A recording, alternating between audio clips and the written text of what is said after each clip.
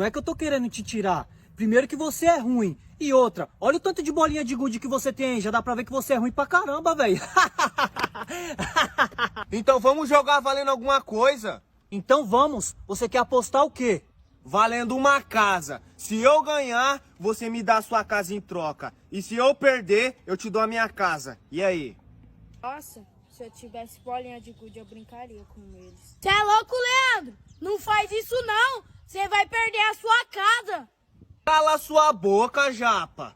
E aí, Miqueias, você tá disposto a fazer isso? Ou você é uma menininha? Então vamos então. Você começa primeiro, então. Você é ruim, hein, Miqueias? Agora é minha vez. Eita, pega! Você é bom, hein, Leandro? Que pena que eu não tenho bolinha.